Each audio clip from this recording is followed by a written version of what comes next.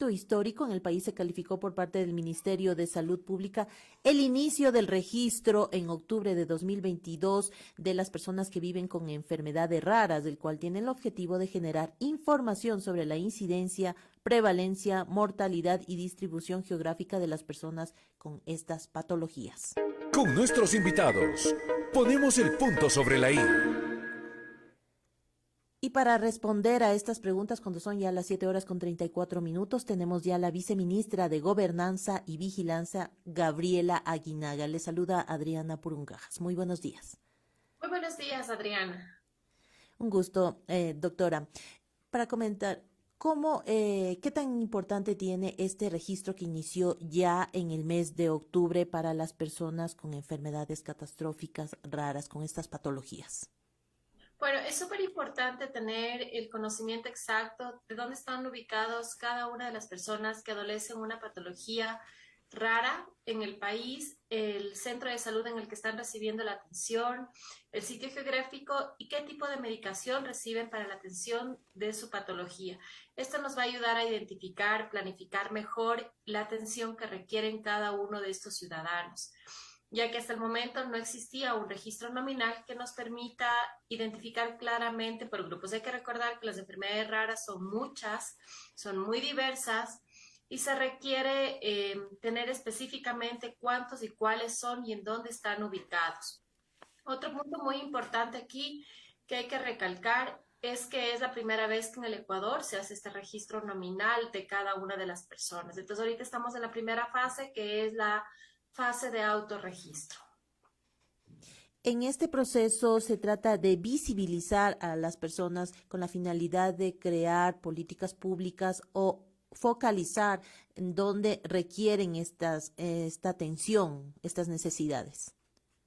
Exactamente, porque en el mundo se reconocen muchas enfermedades raras. La OMS incluso notifica que existen un montón de enfermedades raras y nosotros en el Ecuador no sabemos cuáles ni de qué tipo tenemos estas enfermedades raras.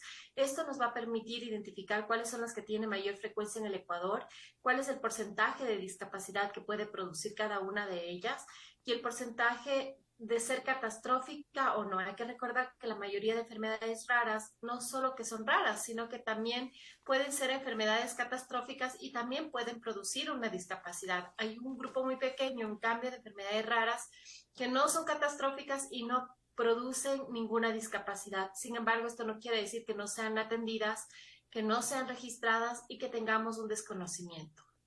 Doctora, ¿cuál sería la diferencia para que nuestro público tenga más comprensión sobre esto, las raras, catastróficas y con ejemplos podemos dar este detalle? Por ejemplo, una enfermedad rara catastrófica es aquella que tiene un impacto en la familia en términos presupuestarios. Entonces me refiero, por ejemplo, a una distrofia de Duchenne. La distrofia de Duchenne, por ejemplo, es una distrofia que a medida que avanza la enfermedad, este niño o este adulto va perdiendo cierta capacidad y requiere que una persona se quede en casa permanentemente a cuidarle, ¿no es cierto? Y además requiere un tratamiento sumamente costoso que tiene un impacto en la familia. Entonces tiene un impacto en la familia desde llevarle al paciente a recibir su tratamiento, tener un cuidador permanente, también comprar a veces pañales para este niño o tener otro tipo de cuidados en su movilización.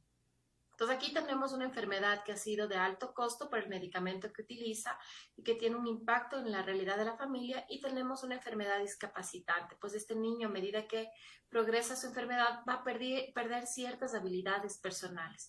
Pero, por ejemplo, tenemos una enfermedad como la enfermedad celíaca, cuya persona puede tener una vida tranquilamente normal. Lo que tiene que tener es alimentos que no tengan gluten. Su alimentación sin gluten puede ser beneficiosa para esta persona, le va a ayudar a mantener una vida casi normal. Entonces tenemos una enfermedad que no es discapacitante y que no es catastrófica. En este tema, se inició ya con este proceso de registro en el mes de octubre y estaría culminando en el mes de enero. Hasta el momento, ¿cómo avanza este proceso? Hemos ido avanzando bien, ya tenemos 280 registros, las personas van ingresando. Sin embargo, hemos tenido varios comentarios también para mejorarle constantemente. Entonces hay que recordar que al ser la primera vez en el Ecuador, no todo es perfecto, todo es perfectible, todo es capaz de mejorar y estamos realizando capacitaciones para las fundaciones, organizaciones y también abriendo un punto de información para las personas individualmente para que puedan acceder a registrarse. Aquí es importante también comentarles que no es necesario que yo en esta primera fase tenga todos los datos de la enfermedad. Aquí puedo registrar parcialmente mi enfermedad y será en la fase de convalidación de la enfermedad en donde yo pueda acceder a un examen médico, donde me deriven a mí, a un especialista y pueda notificar, requerir más exámenes o completar esta historia clínica, ¿no? En este punto, las personas que iniciaron con este registro también se señalaba que aquí al interior de la Asamblea Nacional por el censo que se lleva a cabo en estos instantes ya de manera presencial, el censo 2022, no constaban preguntas en torno a este tipo de enfermedades raras y catastróficas, que debía haber sido un punto importante de pronto para apoyo a lo que ustedes están realizando desde el Ministerio de Salud. Bueno, no específicamente, que recordar que el censo tiene otra finalidad, tiene otro objetivo. Los censos se clasifican de varios tipos y existe un censo de población y vivienda. Entonces aquí el censo lo que nos va a permitir es conocer los datos poblacionales demográficos de las personas. Así están clasificados los censos a nivel internacional. Entonces también hay que recordar que esto cumple con un estándar internacional. Para que nuestro censo en el Ecuador sea válido, tiene que ajustarse al estándar internacional del tipo de censo que se lleva. Y el INE lo hace perfectamente. Ellos cumplen con todos los estándares establecidos para que el censo sea aprobado también y cuya data que se registra sea la correcta. En el mundo existen otro tipo de encuestas y se habla de un tipo de encuestas como las del ENSANUD y otro tipo de encuestas poblacionales de censos específicos en salud. Entonces, son estas encuestas las que se usan para determinar cáncer, para determinar enfermedades raras, para determinar diabetes y otras patologías. La que más tuvimos nosotros en el Ecuador por cada 5 años fue el ENSANUD, que no solo aplicaba el censo de nutrición y condiciones de salud sexuales y reproductivas, sino otras condiciones. Entonces, aquí lo que se sugiere es, en el transcurso que vamos, lanzar una encuesta nacional con el INE que nos permita hacer un censo en salud y nos permita cubrir otro grupo de patologías también que tienen un impacto en los sistemas de salud, por ejemplo, las patologías de las enfermedades crónicas no transmisibles.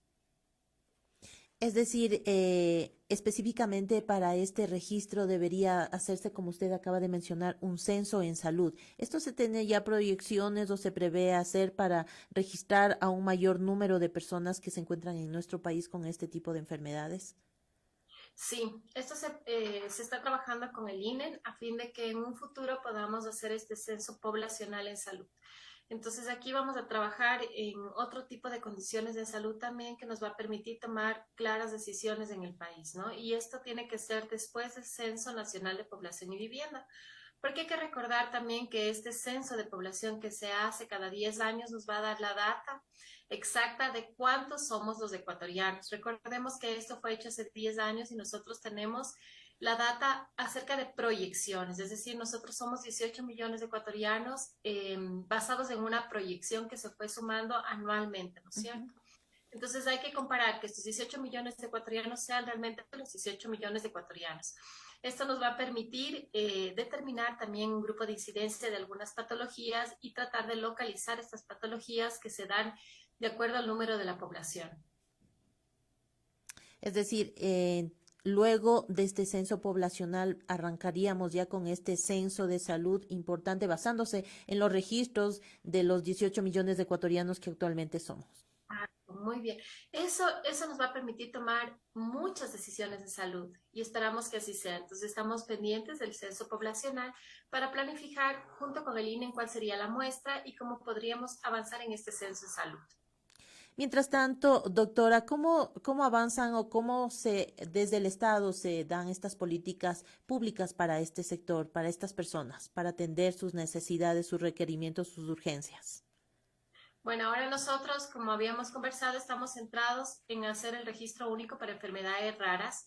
Después, con esta data, nosotros queremos cruzar cuál es el nivel de de enfermedades que tienen enfermedad catastrófica de las personas que hayan accedido al registro y también evaluar el porcentaje de discapacidad que cada uno de los pacientes registrados tengan. Con esta data nosotros vamos a poder concentrar la atención, vamos a poder también entender cuál es la necesidad exacta de cada grupo de pacientes acorde a la patología que ellos presentan.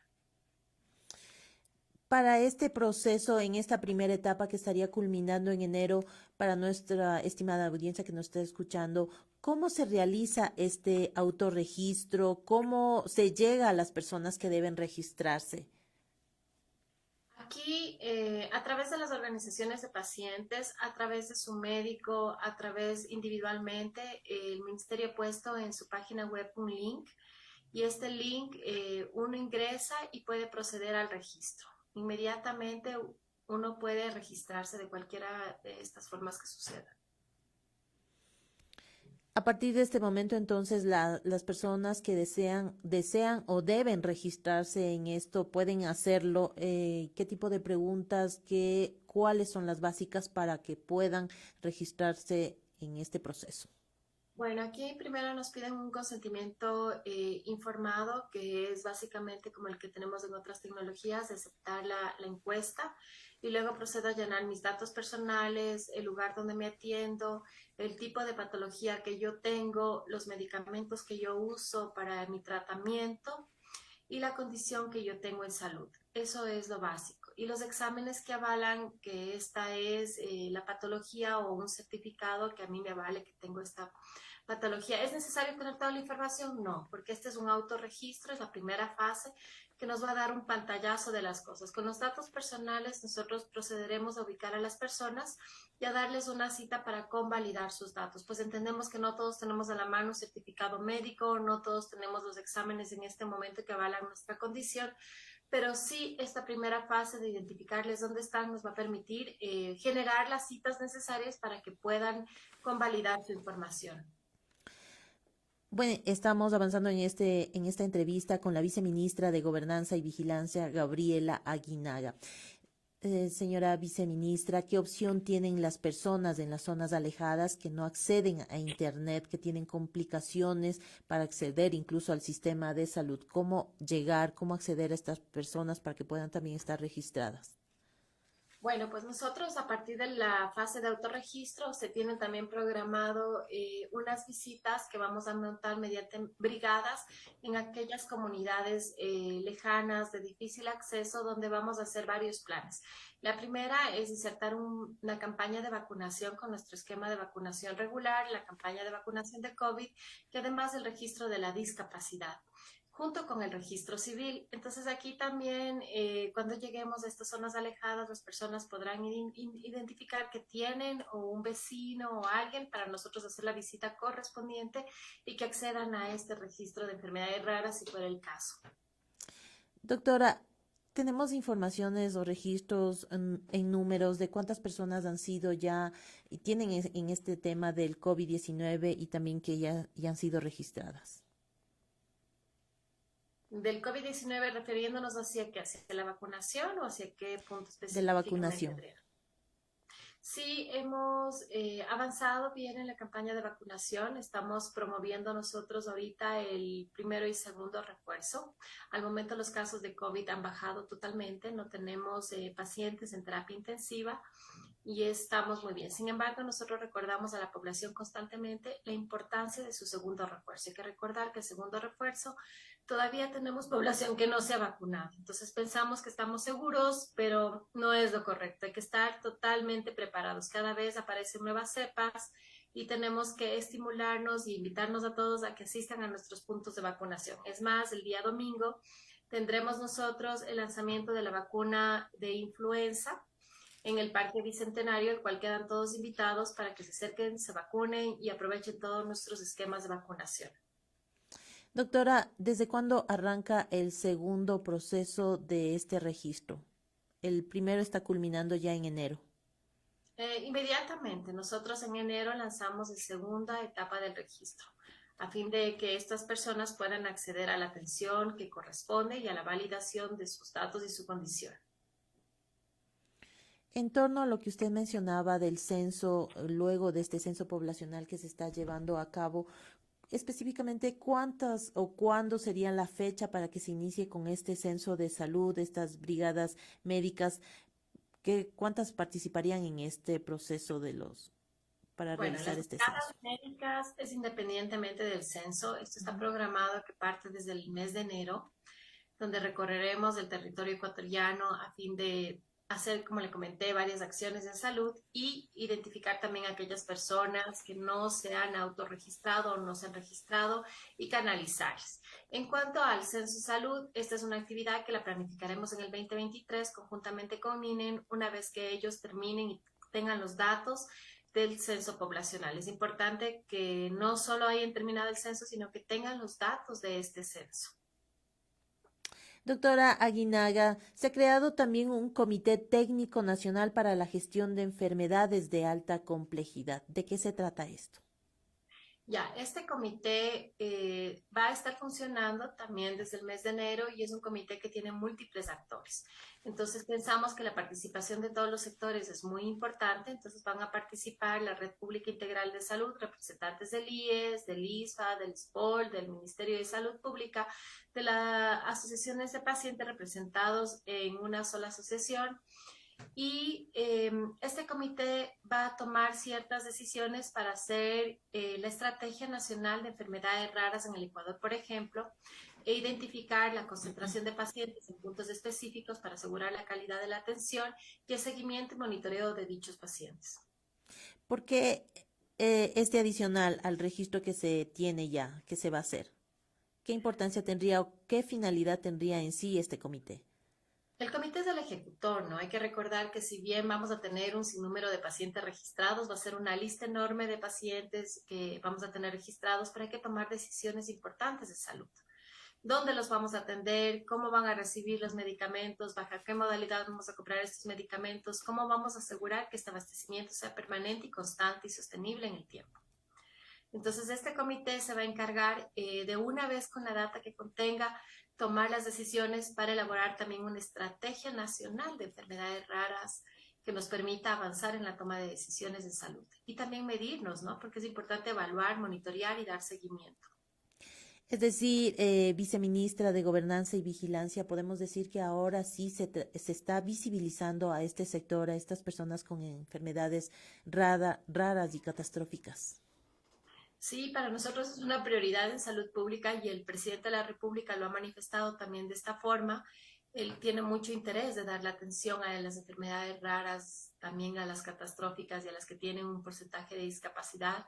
Pues conocemos la realidad de las personas y estamos listos para hacerlo como en otros sistemas de salud.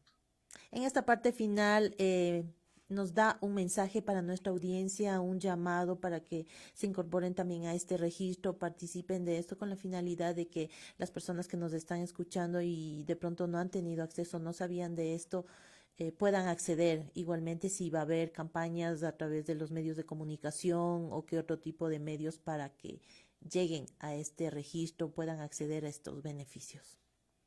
Claro, por supuesto que sí. Y recordarle a la ciudadanía que si yo conozco una persona con enfermedad rara, que sea mi vecino, y sé que en mi comunidad existe alguien con una enfermedad rara o en el colegio de mis hijos o donde yo pueda localizar, transmitamos esta información. Y si sabemos que esta persona no puede acceder porque no tiene internet, porque no lo puede hacer de alguna forma, por favor, ayudemos, que esto es un beneficio y un cambio en la calidad de vida de esa familia.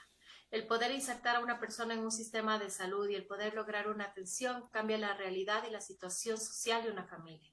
Y esto no solo se beneficia en la persona que tiene la enfermedad rara, sino también tiene un impacto positivo en su familia.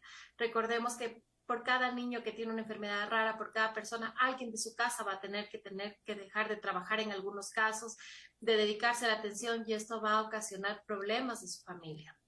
Entonces, apoyemos, seamos conscientes, transmitamos esta información para que todos podamos acceder a este registro. Muchas gracias. Estuvo con nosotros en Voces en Acción, en el segmento de entrevistas, la viceministra de Gobernanza y Vigilancia, Gabriela Aguinaga, para informarnos sobre el proceso de registro que inició ya en el mes de octubre, estaría culminando en el mes de enero, y a partir de ese inicia la segunda etapa de este registro para las enfermedades, las personas que tienen enfermedades raras y catastróficas, con la finalidad de visibilizar su problemática, la distribución geográfica, los temas de mortalidad y prevalencia que tienen las personas con estas patologías. Además, un dato importante, que luego de este censo poblacional estaría iniciando este censo de salud en torno al registro de las personas con enfermedades catastróficas. Muy buenos días, señora viceministra. Hasta luego, que tengan una excelente mañana. Muchas gracias.